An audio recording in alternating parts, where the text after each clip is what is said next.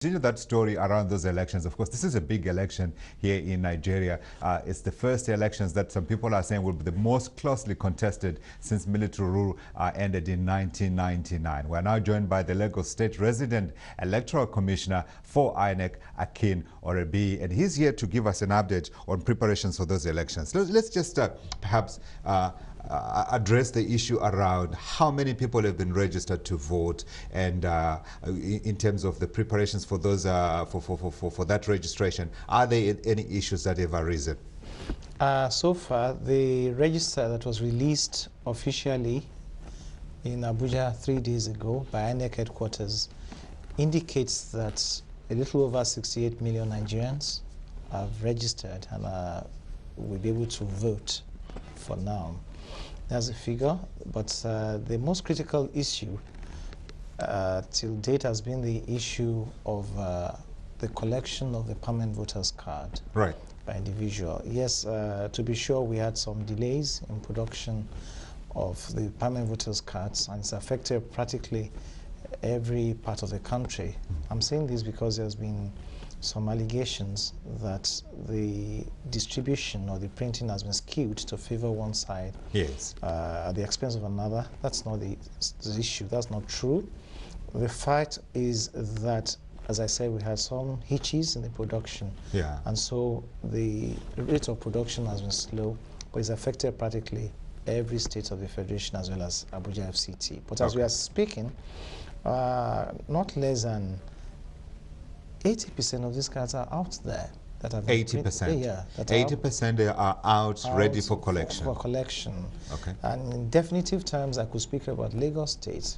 We were able to bring out 4 million cards late last year, and as we speak today, out of the 4 million cards, people have come forward to collect 2.2 million cards. Okay.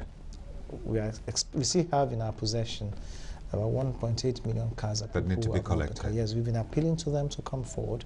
And for ease of collection, instead of distributing these cards only at the local government level, we have 20 local government centers in Lagos. We've now opened up to the ward centers, which means in Lagos we have 245 centers for collection. And then we work now 7 days a week. And the effort is being replicated nationwide in terms of getting people to come and collect. Are you able to give an assurance that these voters' cards will be out in every part of the country before the elections, in time for the elections? I should think so, because we've been given the assurance by INEC headquarters in Abuja. Our chairman has been on air reassuring the nation that these cards will be ready. And I shouldn't see why not.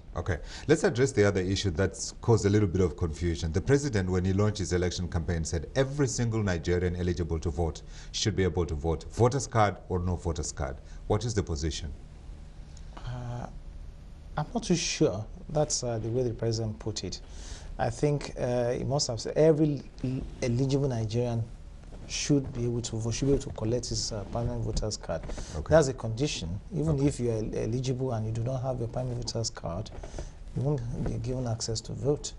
So it's consistent. What we are doing is consistent with what the president has said. So we are assuring the nation that definitely these cards will be out for collection and for voting ahead of February 14 and February 28. So clarity, you need your voter's card in order to vote, and you need to collect your card before the elections are held. Let's move on and talk about another contentious issue.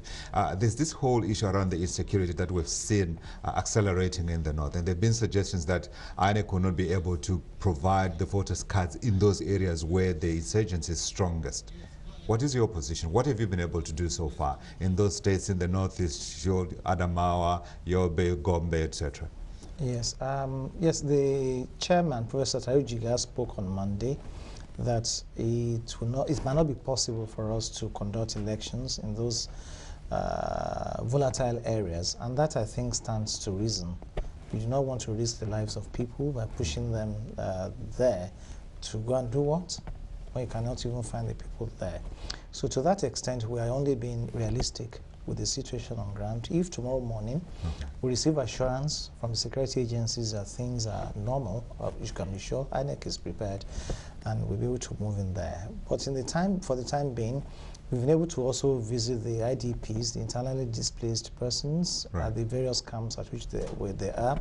In Borno State, we've even been distributing permanent voters cards to them, which means that such locations on election days will be able to allow them to vote at those posts, so long as those camps are well secured. Okay. Are you able to give an update in terms of the number of cards that have been distributed in the affected areas?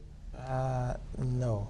I'm a resident electoral commissioner for Lagos State. Okay. Borno State is quite far from here. I don't have the figures. And I should think it's still an ongoing exercise there, even as you speak. Okay.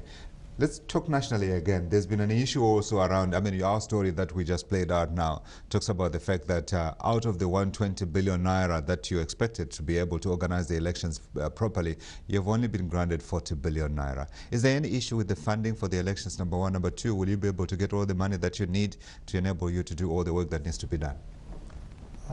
Well, that piece of information about not receiving the entire full funds, amount, came out a couple of weeks ago.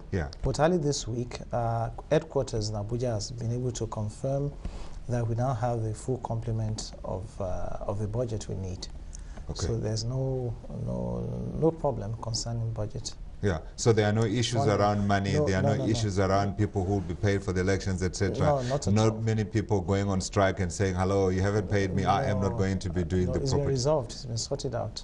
Okay. All right. That's nice. Okay. Let's talk finally about some of the issues that you've picked up so far in terms of preparing for the elections. Are there any issues? We know that there have already been accusations and counter-accusations between the different political parties about the integrity of the election. Well, the first issue which is of concern to us and which we've been going around also to dispel this has to do with the fact that people think or they assume or conclude that since the permanent voters' cards are not ready at once, it's as if INEC wants to deny certain parts of the country, disenfranchise, that's even the word that's been peddled around. It is not so. We keep reassuring them. In 2011, when we registered Nigerians, we did not register on the basis of party. Therefore, we couldn't have known which parties Mr. A would vote for and remove his card, or which party Mr. B would vote for. It's a general logistic challenge that we experienced and is being sorted out, and therefore people should be well reassured that the issue of disenfranchising anyone does not arise at all in this instance. Certainly the eyes of the world will be on you, sir, as well as, of course, on Nigeria as the country prepares those elections. That was Akin Oyebiyi, Lagos State resident Electoral Commissioner for INEC, updating us on the preparations for those upcoming elections on the 14th of February.